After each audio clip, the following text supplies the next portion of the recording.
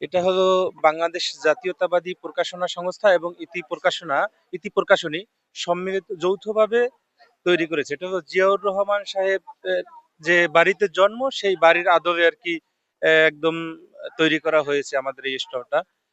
এটা হলো 1895 সালে জিয়াউর রহমান সাহেবের পিতা তৈরি করেছিলেন।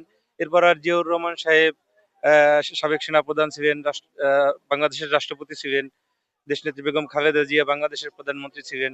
তারা কখনো আর বাড়ি নির্মাণ করেন নাই, বগুড়াতেও না, ঢাকাতেও না। ইতিমধ্যে শুনেছেন যে তারেক রহমান সাহেব বলেছে যে ঢাকায় তার কোনো স্থায়ী ঠিকানা নাই, মানে কোনো বাড়ি নাই ঢাকাতে। তো ওই যে তারেক রহমান সাহেবের যে দাদার বাড়িটা এখনো সেই বাড়িটাই রয়ে গেছে তাদের সম্পত্তি বলতে, সম্পদ বলতে। এরপর হলো গিয়া সম্পত্তি ওইভাবে না করে তারা হলো গিয়ে একটা সততার যে দৃষ্টান্ত রেখেছে, এটা হলো গিয়ে এটা একটা তার বহিঃপ্রকাশ।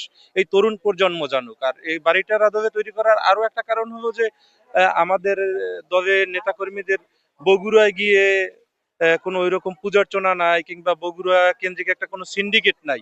যেমনটা আমরা ইতিপূর্বে দেখেছি গোপালগঞ্জ কেন্দ্রিক একটা সিন্ডিকেট, গোপালগঞ্জের আশেপাশে কিংবা ওইখানে গিয়া যারা আশীর্বাদ নেবে তারা ভালো কিছু করবে। এটাও আর একটা মেসেজ তরুণ প্রজন্মের কাছে। এজন্যই আর কি এই আদবে বাইরেটা তৈরি করা। আর হলো ওখানে গিয়ে দেখতেও পারে না মানুষজন। তো তারা মেলায় আসো, দেখলো যে আসলে আমাদের নেতার বাড়িটা কিরকম।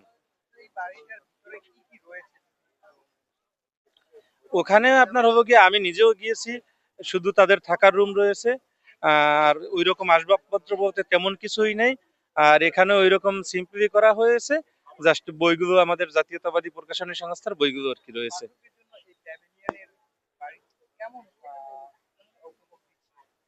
না, এটা তো ধরুন বাংলাদেশের যে তরুণ সমাজের যে প্রতিনিধি, এরা তো অনেকেই ওখানে এখনো বগুড়ায় যায়নি, যাবেও না। কিংবা আমাদের দলীয় নেতাকর্মীদেরই ধরেন যদি বলি অন এভারেজ 95% প্লাস ওখানে যায়নি, তার বাড়িটা দেখতে যায়নি, কিংবা ওইরকম সুযোগ হয় না। কারণ হলো গিয়া যেখানে কোনো স্পেসিফিক সুবিধা ক্যারি করে না, কিংবা কোনো বলয় তৈরি না হয়, সেখানে তো যায় না। আর তারেক রহমান সাহেব তো সেই সুযোগ দেওয়ার প্রশ্নই আসে না, তার কথাবার্তায় তো বুঝতেই পেরেছেন।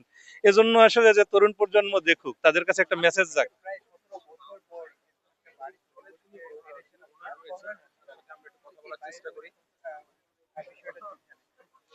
না, এটা হলো আমাদের কাছে ভালো লাগছে যে জহির দীপ্তি সাহেব ইতি প্রকাশনের যে মালিক, তিনি একটা অন্যরকম আইডিওলজি নেবেন।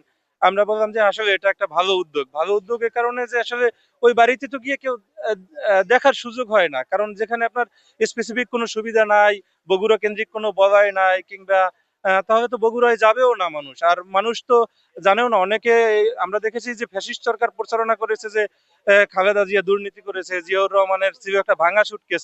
জিয়াউর রহমানের যে ভাঙা সুটকেস ছিল, এটা হচ্ছে সততার প্রমাণ। এটা নিয়ে তো আমরা গর্ববোধ করি। এই যে দেখেন, তার তার নিজেও একটা বাড়ি করেন না। আর এখন দেখেন যে সেনাপ্রধান কিংবা আওয়ামী লীগের এমপি মন্ত্রী নেতাদের কানাডায় বাড়ি, যুক্তরাজ্যে বাড়ি, আমেরিকায় বাড়ি, বিভিন্ন রকম বিভিন্ন জায়গায় বাড়ি।